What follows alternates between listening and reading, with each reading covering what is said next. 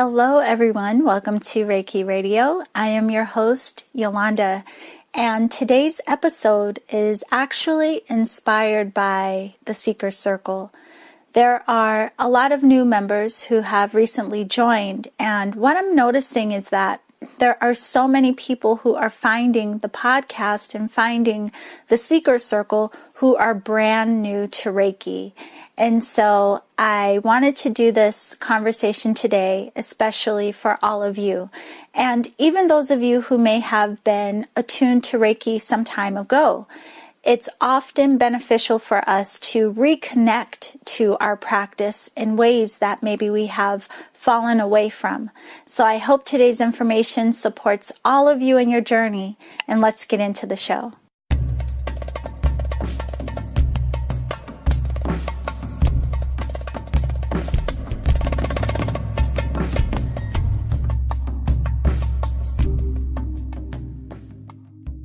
Okay, so we're going to have some Reiki talk today here on Reiki Radio. And as I mentioned in the introduction, there are some new members in the Seeker Circle, and I know that some of you may just be new to Reiki Radio. And so I want to welcome all of you. I have to tell you that it is still surprising to me, and I'm so thankful when there are new members or new people joining the community all the time. And I really love hearing your stories, and I'm so glad that you have found this as a resource that helps you on your path. And so if you haven't already, if you're someone who tunes in and you have questions, but you just haven't reached out to ask them yet, please feel free to do so. You can email me through my website, which is yuchi.com. That's YEWCHI.com. Or you can join us in the Seeker Circle and we can have some conversations there. So, as I mentioned, I wanted to do this episode just to support those of you who may be new to your practice, or even those of you who were tuned some time ago and just have kind of stepped out of your practice and want to know how to reconnect with it. And I have shared my journey with Reiki on past episodes. I mean, I've shared bits and pieces of it throughout the years. But I just want to remind all of you that no matter where you are, this journey is ongoing. And it really is a beautiful process that continues to unfold indefinitely. So with that, from the very beginning, I want you to right now give yourself permission to not pressure yourself to try to get anything right. There is no rush. There is no competition. For those of you who are new, don't be discouraged by trying to compare yourself to other practitioners. The truth is, Reiki, this beautiful technique, is really about you getting to know you, to understand you in new ways, to help support you and facilitate your own self-healing, your own awakening. You know, we all talk about this spiritual awakening, and this technique provides beautiful tools to lay the foundation for all of us to be able to do this in our own way and in our own timing. Now, of course, as I always say, your practice is everything. And I just want to point out from the beginning, the practice is not just doing Reiki on other people, and it's not just performing Reiki on yourself. It really is a way of life. It's a way of being. It's how you show up in the world. And after your attunement, it is very common for people to have new perspectives. They start to see their lives in new ways. And then we start to question, our point of view, why we may be feeling things differently, why we may be thinking of things differently.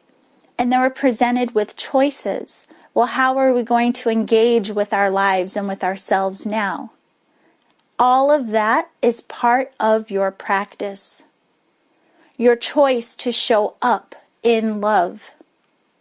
Your choice to be mindful of your energy and responsible for your own healing and transformation. It's all part of your practice. So this is really just about you observing you, allowing yourself to change, to heal, and transform.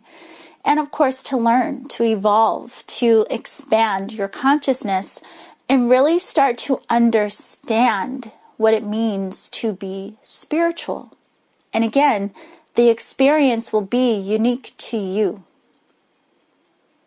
So, I want to go through the different levels really quickly and give a few quick tips. Again, I've talked about Reiki on the podcast so many times, but I wanted to do this episode to give some quick tips for those of you, again, who may be new to this.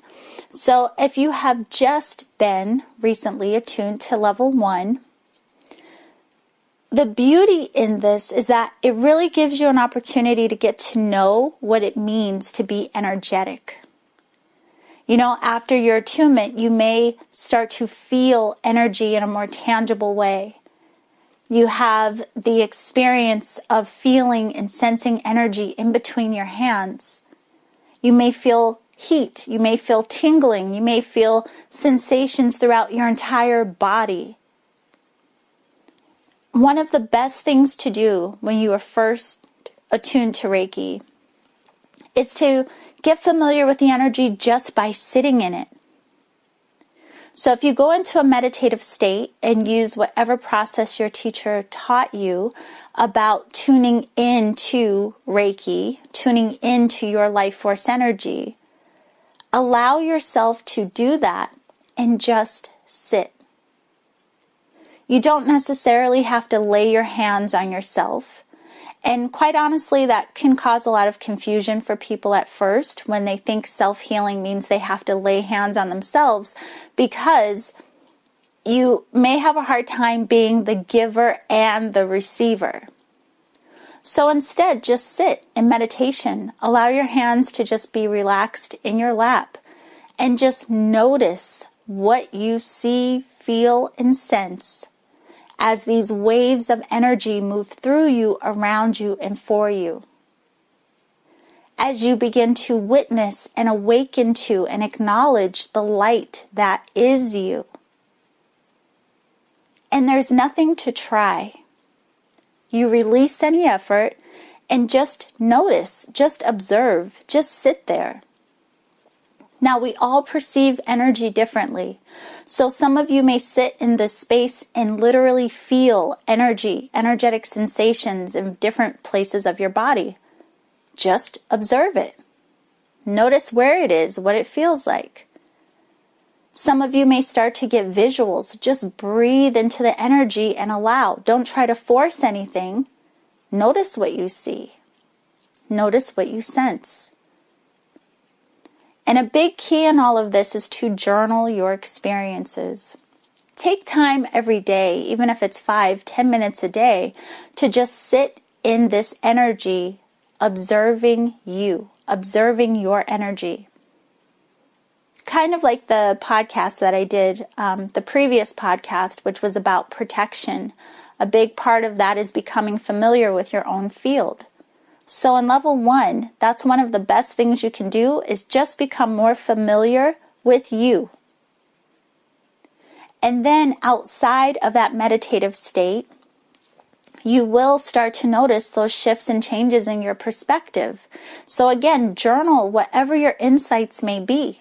Even if you're not someone who typically does journaling or writing, you want to start the practice while you're going through this getting acclimated to these new levels of energy, because your observations will then also serve as a tool to help you understand what it is that you're going through. Now, one of the things in this that a lot of people don't talk about, but it's important for you to know, especially if you're new to this practice, is that you may have a heightened sensitivity to energy, especially after your first attunement. And with that, it can make some of your interactions kind of strange. You may find that maybe you have a hard time maybe being around people, or you're hyper aware of other people's energies, or you're hyper aware of how other people speak and what you feel and what you sense when you're around them. The key here is to remember not to fall into judgment. There is a tendency to think that, oh, we're surrounded by all these people who are not spiritual and they are messing up my energy. No, it's not true. You're just more aware of their energy. And by allowing yourself to come back into yourself, making sure that you are generating light and love, your field is fine. And what you may be observing or feeling and sensing in them is just that, their energy. But part of this practice and part of our self-healing is remembering to not be in judgment. Now we may question, you can question intuitively, what do I feel? What do I sense in this person's field? And you may start to get answers, or you may start to understand. But just remember not to judge it. But be honest with yourself. Trust yourself around what you see, feel, and sense. Now, another thing with this heightened sensitivity is sometimes when people touch you physically, like if they put their hand on your leg, or, someone may, put their hand on your arm, just like your partner, your friend, feeling another person's energy, even in a physical way, can sometimes be overwhelming. Again, because you are hypersensitive to the energies, but it won't always necessarily be that way. Again, you're acclimating to being so sensitive and aware of energy. So you just want to be honest with yourself, be an observer of yourself, and if you do feel uncomfortable energetically, be honest. You may have to say sometimes, I can feel your energy right now and it's just a lot, so I just need to be in my own little bubble right now, And no, not everyone will understand that, and that's okay. But you just are being aware of you and taking care of you while you're in this space of transition. And again, acclimating to being so aware of energy. Now, one of the things that comes up a lot, and someone did mention in the Seeker Circle as well, is their dreams. After our level 1 attunement, it is very common that people have very vivid dreams because your third eye becomes more active. And also with that first attunement, you're receiving like an energetic balancing. So a lot of what you may have pushed back into the subconscious mind, different energies or feelings or emotions that you didn't heal in the past, those energies may start to surface for healing and transformation. And so what happens is sometimes people will have these dreams that are very vivid and wonder what they're about. Again, this comes back to the journaling. You want to journal whatever it is that you dream, especially in the first few weeks after your attunement, because you may notice that there are some patterns within your dreams. And those patterns will reveal to you energies around what it is that you are healing and what has come to the surface for your healing and transformation. Now, there's nothing that you necessarily need to do with the information that comes forward. It's just coming forward into your awareness, letting you know that whatever it is being healed. Now, in my personal experience, when I did Reiki level 1, I did have that same thing. I kept having dreams every night about these people from my past, and I journaled every day. And what I found after a couple of weeks is that there was a pattern or a theme that these people that I was having dreams about were people that I felt like something was left unresolved or left unsaid, or perhaps situations that hurt me that I didn't acknowledge. But I also recognized that I no longer had any heavy feeling around it, even though it had resurfaced. And again, it resurfaced just so that it was brought to my awareness that these different energies were being healed. So dream journals are a great part of this process. And again, it helps you to be consciously aware and engaged with your own personal healing and transformation. Now, another thing you can do, level 1, this is actually any level, but especially for those of you who are just starting, I always recommend that people sit with the Gokai, sit with the Reiki principles. Don't just say them, really observe them. What do they mean to you?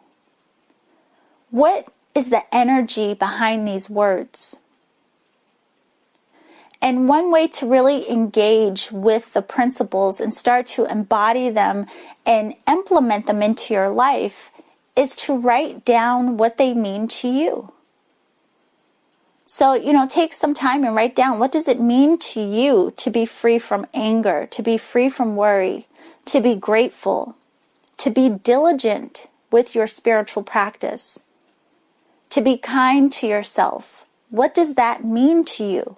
What comes up for you when you consider these principles? And then, of course, the first line, just for today, just being present, being in the now. What does that mean to you? Allow yourself space and time to journal about these principles. And again, see how you connect with them, how they resonate with you, and how they may support you in your transformation, in your self-healing. In all of this, you're tuning into yourself in new ways. You're waking up to yourself in new ways. Beyond the outside world, what other people may think of you, other teachings and beliefs, everything that's been passed down to you. Outside of all of that, you are tuning into just you. Now, when you get to level 2, this is where you're introduced to the first 3 Reiki symbols. So if you are someone who is a level 2 practitioner, even if you're not doing Reiki on other people, one of the best things you can do at this level is to start to meditate on the symbols, allowing yourself to embody each one, just one at a time. So go into a meditative state and think about the first symbol. Say the name of the first symbol, chant it like a mantra, connect with that energy. Allow yourself to envision that first symbol. Envision it in your crown, envision it in your heart, envision it in your root, envision it in your hands, all out in your field. And just breathe into that energy of the symbol. Again, notice what it feels like. What does it look like? Do this with each symbol one at a time, and really move into that observation of like getting familiar with the symbol, the energy of it, and journal your personal insights. So beyond what you may have read or been taught about the symbols, what is your interpretation or feeling, or how would you explain the energy of each symbol? And what does it feel like to embody these energies? Again, they are part of your own healing and transformation. You want to acknowledge your experience, your process. Now, another part of level 2 is, of course, practicing the distant work. And you can do, practicing distant sessions on other people.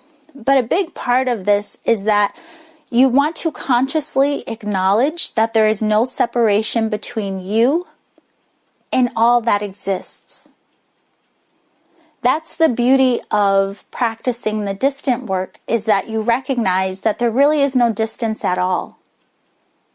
That you are one with all that exists. And you can sit in that meditative state while working on another person or not.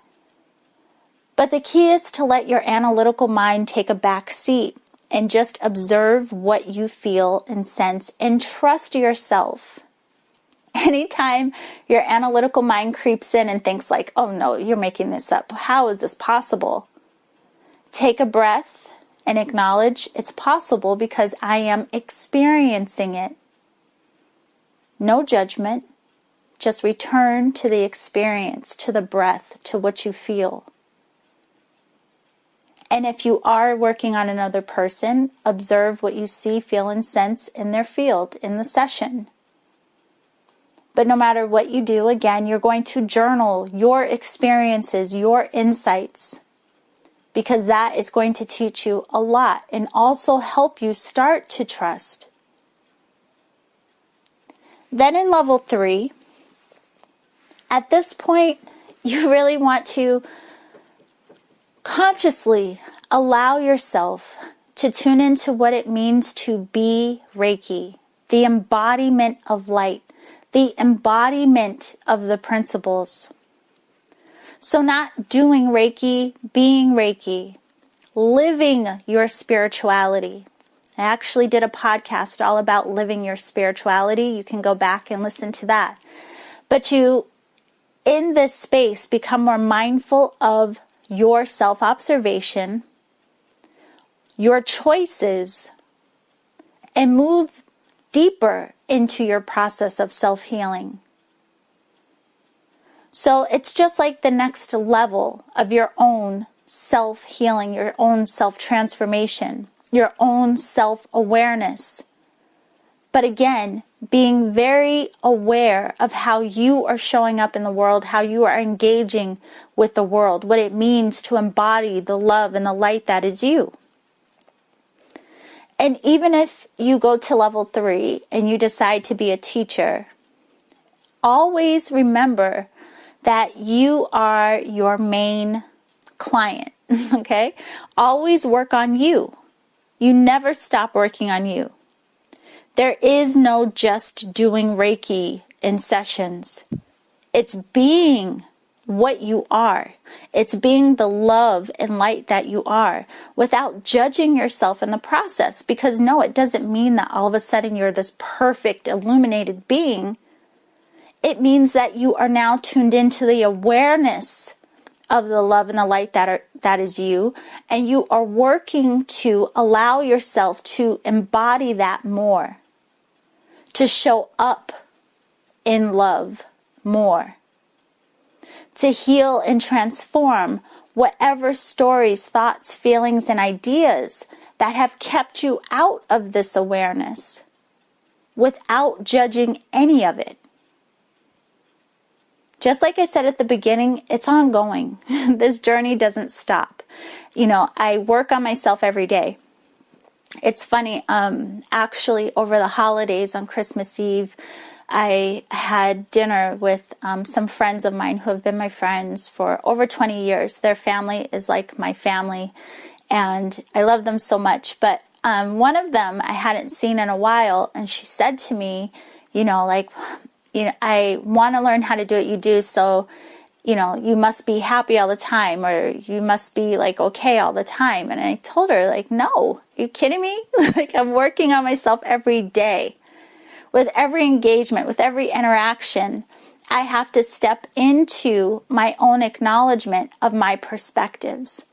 I have to acknowledge when I may be in judgment of myself or anyone else. And I have to acknowledge my choice to see from a higher perspective. I have to acknowledge my choice in behavior. It's just really illuminating your responsibility for how you show up and engage in your life. But it's an ongoing practice. And I've shared with you, on episodes before, do I every time choose the high road, so to speak? No. But when I don't, I'm very aware of it. And I'm very aware that it was my choice. And I still don't judge myself. I observe that that's what I chose. And then I make a commitment to myself to choose better. And so I say that to say, again, don't be hard on yourself. Know that we all have so many layers that we are healing, that we are transforming. But it all starts really with your self-connection, your self-observation, and that is what the practice of Reiki provides, the tools to really allow you an opportunity to do this in a new way. And, I always tell people, practice your practice, because that's where you learn the most. And you allow the energy to teach you. You allow the energy to guide you. And along the way, if you have any questions or there are things that you want to share, or for those of you who have been practicing for a while and have tips that you think would be beneficial to others, join us in the Seeker Circle. People are asking their questions and sharing with each other and supporting each other, and I'm really thankful to have that community be an extension of Reiki Radio so that we can continue these conversations. Because thankfully as well, this work is expanding, and so many people are starting to wake up to who and what they are, and wanting to learn and understand who and what they are in new ways. And so when we come together and we can support each other through the process, it makes it so much more easy, as well as it lets you know you're not alone and know you're not crazy. Even if other people don't understand what it is you're going through, it's okay, because there are a lot of people who do.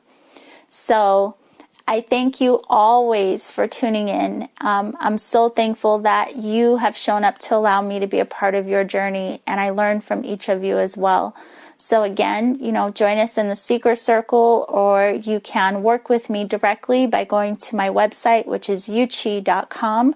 That's YEWCHI.com. I hope you all have a beautiful day, and remember to always journey in love.